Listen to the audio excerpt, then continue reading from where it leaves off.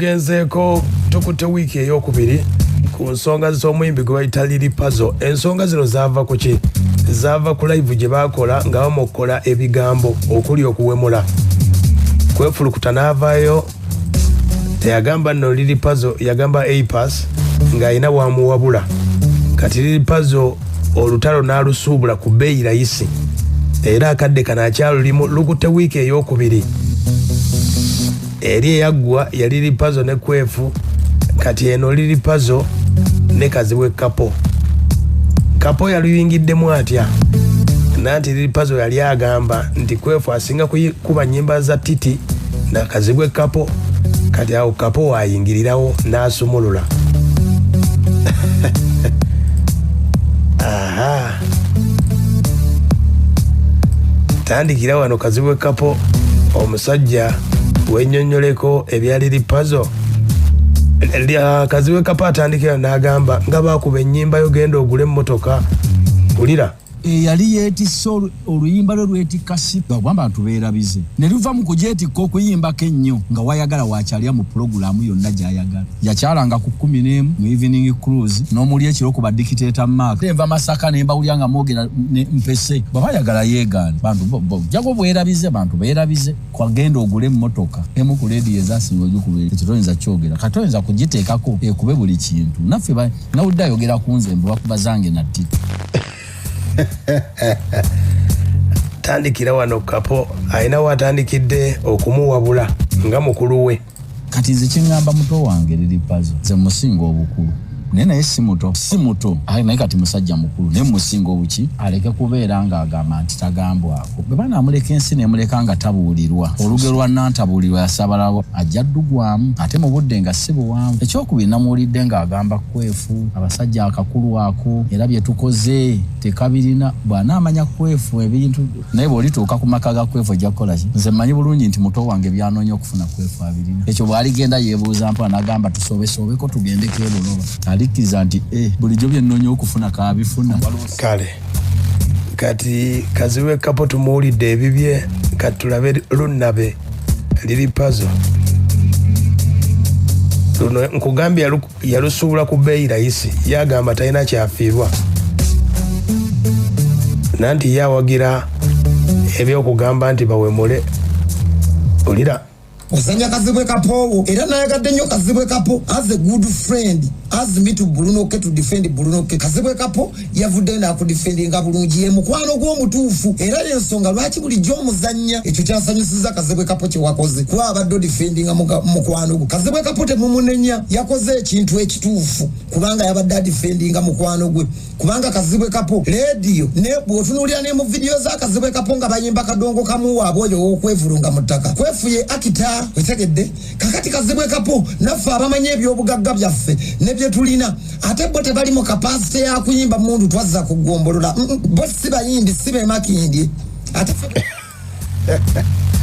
nange Lily Puzzle atandikidde wano ng'agamba nti Kazibwe Kapo biki? Muganda wange Kazibwe Kapo baba wange kuyita baba sijja kutyoboola sigenda mbiri byakuyomba eyo ku mwalo sijja gendayo mu byekisajja mukulu ebyo gyoyimba kadongo kamu kuba nafuna omukisa n'entambulako naawe mu kadongo kamu twalimu nafuna omukisa n'entambulako naawe so sijja kwogera mizannyo gya kisajja kikulu gy'ozannya egy'abasambaganya kakulekera omuwendo gwo naye siri mwana wo tegeera siri mutabani wo ate era nawe wakyogedde bulungi wabadde odefendinga mukwano gwo nga nange abange benkola nabo emirimu bo tebalina mukisa gwa YouTube kandi nze sijja kwogera mize gyaffe egy'abadongo egy'abasambaganya ekiro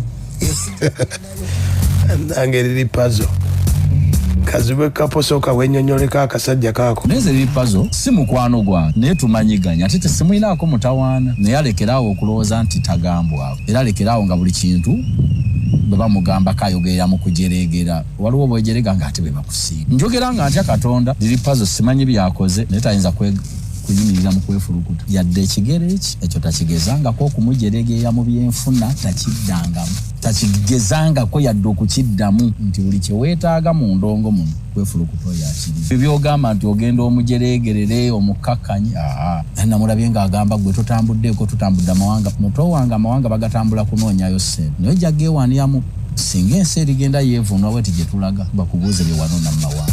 aya Kazibwe Kapo Lili Pazo agamba atya bwe wajja n'oyimba ku Nfudi Festival wayimba Kapo tiwannyimbirako zeno nakugatta kuwakwata oluyimba lwange n'okyusa bwoti obulamu ne butambula nayimba mundu evuge gwe n'oyimba mundu twazza kuki kugombolola n'obaawo nakola bubi Kapo wandisiini ako n'ogenda naako Kazibwe Kapo nakola bubi biri sijja kubyogerako ebyokumyalo ekyamusajja mukulu mbwabeera mu bulumu bw'okumyalo baaba nono bakutandise omanyi gwe Kazibwe Kapo kyogenda otunda mu nsi kiri kimu okuva bwe wazimba ennyumba ebusaabala olowooza ensi yakomaawo olowooza ensi yakomaawo wali yalusubudde ku Laiso n'amuwulira. Kazibwe Kapo agambye tewali muyimbi akuba nnyimba ziwemula n'akuba ennyimba hiiti nga 10 zonna zakuwemula.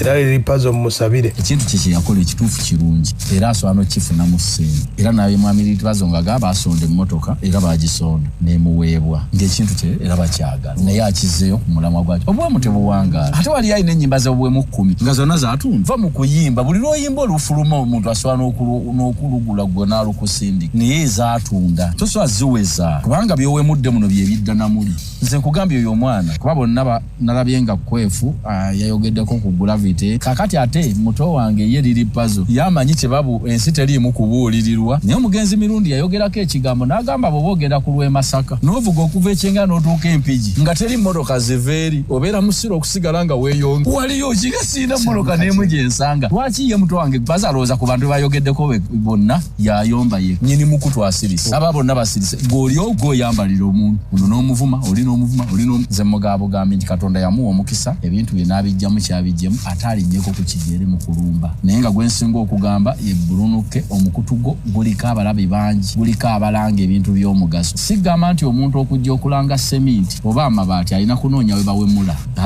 bayinza oba nga abazimba amayumba ate okwo tebatube eyo nno Kazibwe Kapo wasobodde okuwabula Lili Pazo naye tannasirisaamu wadde tannasirisaamu wajja n'oyimba ku Nfudi Festival wayimba Kapo tiwannyimbirako kati n'ebintu byensibisisa tolaba nti Joshua Baraka yayimbye ku Afro Nation Joshua Baraka tasobola kuyimba busujju abantu ne bawanika emikono singa mumanyi ekyo mu nsi tasobola kuyimba busujju nze nyina oluyimba olwa Bulunoke Ujaja bless no man curse Ujaja bless no man curse akagamba ako katawaanya bannakyalo kayimba era bambi buli lwokatuukako era bayimba akantu kamu kibaluma abajjonkezi kibaluma Dokita Kwefu mutuufu oba si mutuufu ono bamuyitaani Dokita Kwefu mutuufu ewuwo nakugambye mutuufu mba mugoberera kakati nange nyina abangoberera nga bagamba lunnabe mutuufu eyo yensi ogenda kayana n'abantu ogenda kwerega n'abantu ebikya ate nga tewali kyogenda kukyusa kale Kazibwe Kapo akagamba akasembayo eri abayimbi